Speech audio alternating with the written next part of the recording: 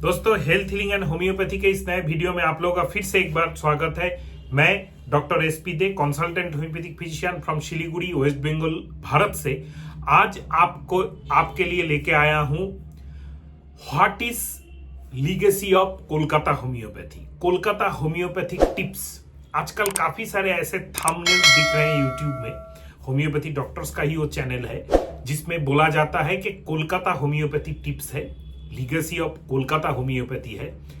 कोलकाता का जो होम्योपैथी है उसके हिसाब से आपको ट्रीटमेंट मिलेगा, ऐसा कुछ ऑनलाइन प्लेटफॉर्म भी आ चुका है। इसका क्या सच्चाई है और ये क्या चीज है, क्यों कोलकाता को होम्योपैथी में इतना इंपॉर्टेंस दिया जाता है, ये हम सब जो होम्योपैथी लाभार्थ हैं, हम सब जो होम्योपैथी पढ़ते हैं, जानते हैं, होम्योपैथी के बारे में सोचते हैं, होम्योपैथी के बारे में बात करते हैं, सबको ये चीज जानना चाहिए कि what is the importance of Kolkata homeopathy और what is the nature of Kolkata homeopathy.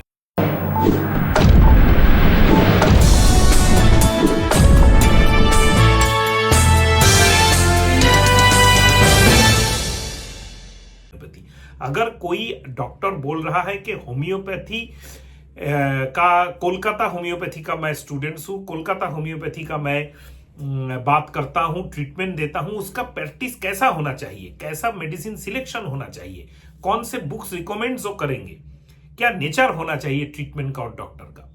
तो मैं अपना जो चैनल है इसके द्वारा एक होम्योपैथी लर्निंग सीरीज चलाता हूं, काफी पॉपुलर है, बहुत सारे वीडियोस है, मोर देन 60-70 वीडियोस उसमें है।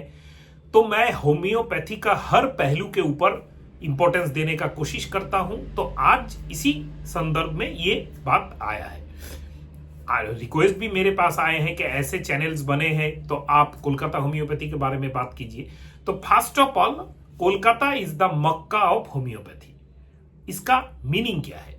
सबसे बड़ा मीनिंग है जिस टाइम में यूरोप में होम्योपैथी डेवलप हुआ, मतलब हैनीमैन तब जिंदा थे, तब ही होम्योपैथी का कोलकाता में स्टार्ट हुआ। और जो फर्स्ट डॉक्टर थे, मेरे हिसाब से, मैं स्टडी करके बैठा नहीं हूं, काफी सारा चीज भूल भी चुका हूं नाम, एक डॉक्टर थे जिन्होंने होम्योपैथी फर्स्ट स्टार्टिंग में कोलकाता में लाया और वो प्रैक्टिस कर रहे थे। मेरे हिसाब से डॉक्टर यूनान या फिर ऐसे कुछ नाम हो सकते हैं, उनका बुक्स भी है। तो ऐसा करके उसके बाद जो उनके जो डिसाइपल, जो बंगाली उस टाइम एमेचर, तब तो होम्योपैथी कॉलेज नहीं था, सीखे, उनमें से एक प्रायोरिटी होम्योपैथी प्रैक्टिशनर्स थे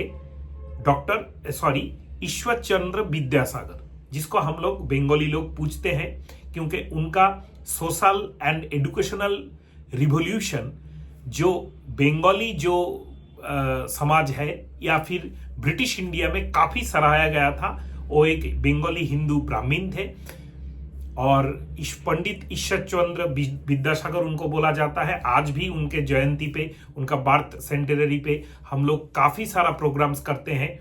बंगाली में, बंगाली कल्चर में, वेस्ट बंगाल में वो एक मॉन्क के तरफ पूजा जाते हैं। और उनका जो फैमिली बैकग्राउंड था, मतलब पंडित ईश्वर चंद्र विद्यासागर का जो भाई थे एक, उनका डिसाइपल्स को आज भी हम लोग होम्योपैथी पे सराहते हैं और आज भी हम लोग होम्योपैथी में जानते हैं एज पी बनर्जी प्रोटोकॉल नाम के। हाँ दोस्तों, ये हिस्ट्री हम सबको इंपॉर्टेंस देना चाहिए कि आजकल जो पी बनर्जी, परिमल बनर्जी, प्रणब बनर्जी, इनका जो पी बनर्जी प्रोटोकॉल्स बोल के जो फेमस प्रोटोकॉल्स है, जो बुक्स है, वेबसाइट से काफी सारा क्लिनिक है, ये जितने भी पी बनर्जी ये बिलोंग करते हैं, ये ब्लड रिलेटेड है पंडित ईश्वर चंद्र विद्यासागर से, उनके भाई के वंशज है। मतलब पंडित ईश्वर चंद्र विद्यासागर के जो भाई है उनके ही लड़के थे परमेश्वर बनर्जी, फिर उनका लड़का आया परिमल बनर्जी, फिर प्रतीक बनर्जी जो गुजर चुके हैं, फिर उनका भाई थे, परिमल बनर्जी के भाई थे प्रणब बनर्जी। इन सब का सेटअप किया हुआ क्लिनिक है। भले ही वो ये जो प्रैक्टिस है पी बनर्जी एंड प्रोटोकॉल्स का, जो काफी सारे 8-10 मेडिसिन देके प्रैक्टिस किया जाता है, ये pure form of Kolkata homeopathy नहीं है। इसके लिए कोलकाता होम्योपैथी में वर्ल्ड फेमस नहीं हुआ है। तो कैसे हुआ? तो ये तो रहा होम्योपैथी का स्प्रेड। उसके बाद एट द सेम टाइम, जब पंडित ईश्वर चंद्र विद्यासागर प्रैक्टिस कर रहे हैं, उसी टाइम में कोलकाता में प्रताप चंद्र मजुमदार, महेंद्र लाल सरकार, ये सब जो डॉक्टर्स हैं, नेट में सर्च कीजिएगा तो नाम एंड हिस्ट्री सबका पता चल जाएगा। इन सब का धीरे धीरे डेवलपमेंट होना स्टार्ट हुआ। जैसे महेंद्र लाल सरकार, डॉक्टर महेंद्र लाल सरकार एक एलोपैथी के डॉक्टर थे और वो Indian institute of cultivation of science बोल के एक जगह है कलकत्ता में, बहुत ही मतलब वर्ल्ड में रिनाउंड एक एजुकेशनल इंस्टीट्यूट है, ब्रिटिश ने बनाया था उस टाइम में। तो उसी महेंद्र लाल सरकार एक टाइम कन्वर्टेड होम्योपैथ बन गए, मतलब एलोपैथी से होम्योपैथी में स्विच कर गए और उन्होंने फर्स्ट स्टार्ट किया कि हम लोग एक ऐसा कॉलेज करें कि जिसमें हम लोग होम्योपैथी को पढ़ाया जाए, एज ए एजुकेशनल डिग्री दिया जाए। उस टाइम में शायद MB बोल के कोई डिग्री होता था। तो ऐसा करके फर्स्ट होम्योपैथी इंस्टीट्यूट सेटअप हुआ। भले ही इसमें बहुत डिबेट है कि आजकल का जो कलकत्ता होम्योपैथी मेडिकल कॉलेज है ये सबसे पुराना होम्योपैथी इंस्टीट्यूट है एशिया में, या एक प्राइवेट उसके नजदीकी एक कॉलेज है PCM homeopathy medical college and hospital, Pratap Chandra Majumdar memorial homeopathy medical and hospital, ये प्राइवेट है, और Calcutta homeopathy college government, west Bengal government का है। इन दोनों में से कोई, ये इंस्टीट्यूट भी डिमांड करता है मैं सबसे पुराना हूं, वो इंस्टीट्यूट भी डिमांड करता है, लेकिन अकॉर्डिंग टू हिस्ट्री, गवर्नमेंट मान्यता के हिसाब से Calcutta homeopathy medical college is the oldest living homeopathy institute funded by government in all over the Asia. Asia में तब कोई भी होम्योपैथी इंस्टीट्यूट नहीं था। उसके बाद PCM बना, उसके बाद काफी सारे मेडिकल कॉलेजेस बने, और कलकत्ता होम्योपैथी का उस टाइम से लेकर आज तक जो स्पेशलिटी रहा है काफी दिनों तक और आज तक भी है, वो है सिंगल मेडिसिन एंड केंटियन होम्योपैथी। जो होम्योपैथी के स्टूडेंट्स हैं, जो होम्योपैथी को जानते हैं, वो सारे जानते हैं कि होम्योपैथी में काफी सारा घराना आ चुका है। प्रैक्टिस एक ही है, सिमिलिमम ढूंढने का कोशिश एक ही है, लेकिन इतना सारा घराना बन चुका है कि आज एक आम स्टूडेंट कंफ्यूज्ड है कि मैं माइंड मेथड में करूं, रिपर्टरियल मेथड में जाऊं, पी बनर्जी प्रोटोकॉल मानूं, 5-10 मेडिसिन मिक्स करके दूं, कौन सा ठीक है। ये कॉन्सेप्ट को एकदम जड़ से काटते हुए कोलकाता का जो होम्योपैथी का जो टीचिंग है, मैं खुद भी उसी घराने से बिलोंग करता हूं, जो क्लासिकल केंटियन अप्रोच है। ये क्या चीज है? आफ्टर हैनीमैन के बाद, जब हैनीमैन गुजर चुके, उसके बाद बोनिंगहुसेन जर्मनी में और यूरोप में, अमेरिका में कॉन्स्टेंटाइन हेरिंग, ये दोनों काफी होम्योपैथी के ऊपर वर्क किए। Boenninghausen therapeutic pocket book, Boger Boenninghausen materia medica, repertory, ये सब काफी सारा आप जान चुके। ये हैनीमैन के टाइम के जो ड्रग्स प्रूविंग हुए थे उसमें जो वेरीफाई हो रहा था उसी के ऊपर है। और कॉन्स्टेंटाइन हेरिंग जो अमेरिका में बैठे थे, उनके जो गाइडिंग सिम्टम्स वाले 10 वॉल्यूम में जो किताब है, ये सारे भी बहुत प्योर होम्योपैथी सिम्टम्स के ऊपर बने थे, जो बार बार वेरीफाई हो चुका था कि हाँ ये मेडिसिन से ये ठीक होता है। इसके बाद आता है एलेन और ये सब का जो इरा। एलेन कॉन्स्टेंटाइन हेरिंग के बाद अमेरिका में encyclopedia of homeopathy materia 12 volume में पब्लिश किए, और जिसमें काफी सारे proving unimportant symptoms, important symptoms सबका मिक्सचर है। इसके बाद जब डॉक्टर केंट, जो भले ही एक एलोपैथी के डॉक्टर थे, वो अपना वाइफ का, डॉक्टर केंट का वाइफ का स्लीपलेसनेस का इशू था। कोई एक डॉक्टर होम्योपैथी उस टाइम प्रैक्टिस कर रहे थे अमेरिका में, उनको बुला के, डॉक्टर केन बिलीव नहीं कर रहे थे कि होम्योपैथी से ऐसा इंसोम्निया ठीक हो सकता है, स्लीपलेसनेस ठीक हो सकता है। काफी सारे दिनों से उसको एक दिन, एक मिनट के लिए भी वो सोए नहीं थे, लेकिन वो मेडिसिन पाल्सेटिला, इट वाज पाल्सेटिला 30 का 2-3 ग्लोबुल्स देते ही उस रात जब पेशेंट को नींद आया, डॉक्टर केंट का वाइफ को नींद आया, तब डॉक्टर केंट कन्वर्ट हुए होम्योपैथी में। डीप स्टडी, बहुत टैलेंटेड पर्सन थे, बहुत ज्यादा स्टडी कर चुके थे, फिर जाके वो वहां पे होम्योपैथी में कन्वर्ट हुए। अभी केंटियन जो मेथड, जैसे Kentian philosophy of homeopathy, Kent 12 observation, Kent का सेकेंड प्रिस्क्रिप्शन का कॉन्सेप्ट, केंट ऐसे एक व्यक्ति थे जो होम्योपैथी को कंप्लीट करने का काम कर रहे थे। कौन सा सिम्टम्स इन्हें नाटसेल एक मेडिसिन का, जैसे encyclopaedia Britannica of homeopathy, encyclopaedia of homeopathy materia medica, या फिर आपका कॉन्स्टेंटाइन हेरिंग का गाइडिंग सिम्टम्स में 10-12 वॉल्यूम्स का बुक्स तो कोई याद नहीं रख सकता। तब जाके उन्होंने एक ऐसा लेक्चर दिया कि जिसको हम लोग आजकल केंट लेक्चर्स बोलते हैं। इसमें निर्जाश है, प्रैक्टिकल यूटिलिटी है। हर वीडियो में जब भी मैं मैथमेटिका के ऊपर वीडियो बनाता हूं वैसे करके फोकस करके बनाना कोशिश करता हूं कि कौन सा सिम्टम्स से एग्जैक्टली पेशेंट को ठीक किया जाए। तो ऐसे प्रैक्टिकल अप्रोच के ऊपर केंट का फिलोसॉफी एंड टोटल जो काम हुआ, इसको लेके 4-5 बंगाली डॉक्टर्स, उस टाइम डॉक्टर दीवान हरिश्चंद्र भी डॉक्टर केंट के डायरेक्ट स्टूडेंट रहे होंगे। हम लोग के वेस्ट बंगाल से प्रायोरिटी जो सबसे नाम मेरे याद में आ रहा है, डॉक्टर बीके सरकार, जिनका ऑर्गेनम बुक बाद में काफी फेमस हुआ था। डॉक्टर बीके सरकार वाज द मैन जो केंटियन घराने का सबसे ज्यादा homeopathy direct under doctor Kent in America herring medical college से उनका लेक्चर सुन के सीख के आए। तो उस टाइम इंडिया में जैसे शायद एमएल डावले महाराष्ट्र, दीवान हरिश्चंद्र दिल्ली, ऐसे काफी सारे स्टूडेंट्स अमेरिका जाते थे होम्योपैथी पढ़ने।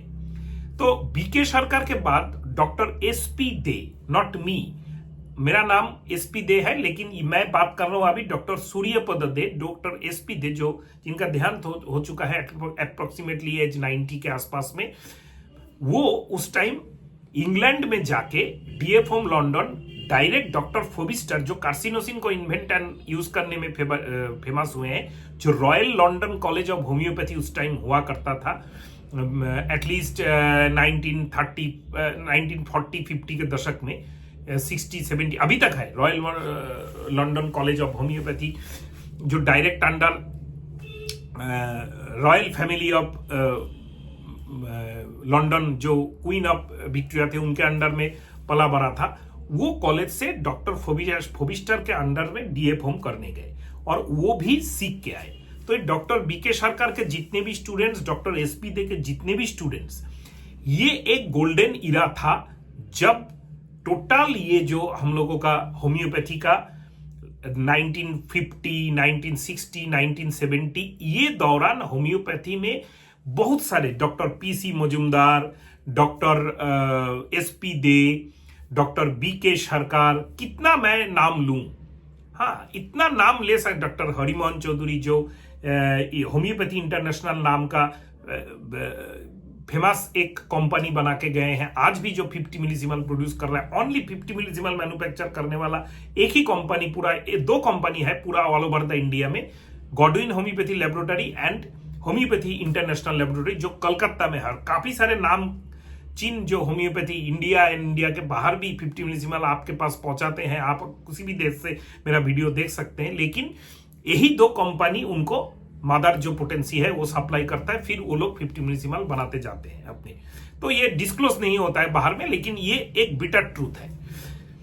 अगर नाम लेने का मैं स्टार्ट करूं तो इतने डॉक्टर्स उस टाइम होम्योपैथी में, ये 4-5 दशक में कलकत्ता में आया। एक टाइम कलकत्ता का ऐसा हाल हो चुका था, आज से 20 साल पहले भी ऐसा हाल था कि अभी तक कलकत्ता का जो आदमी है वो बाहर ट्रीटमेंट के लिए कम जाता है, अब होम्योपैथी के ऊपर ज्यादा बिलीव करता है।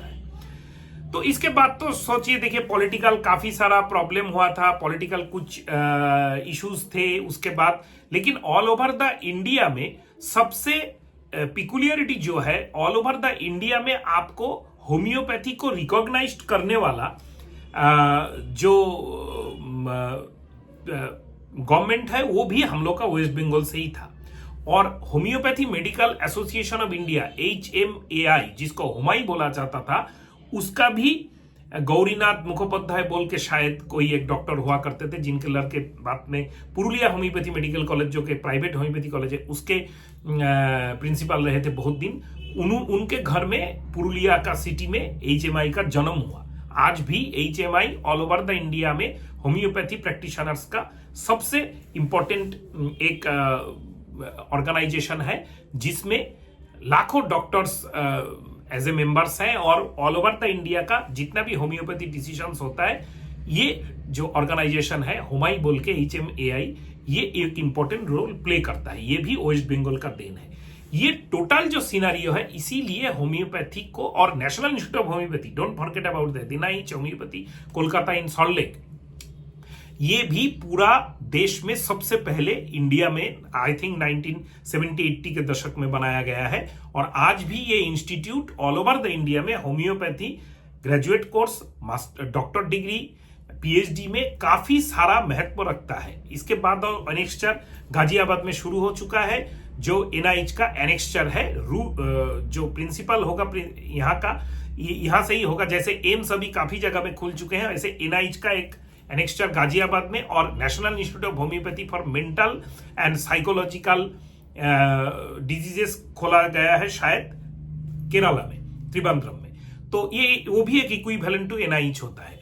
तो पायोनियर एंड सबसे ज्यादा इंपॉर्टेंस कलकत्ता में ही दिया गया है। और कलकत्ता का जो प्रैक्टिस अभी वो आता हूं, it is based on Allen keynotes and Kent lectures.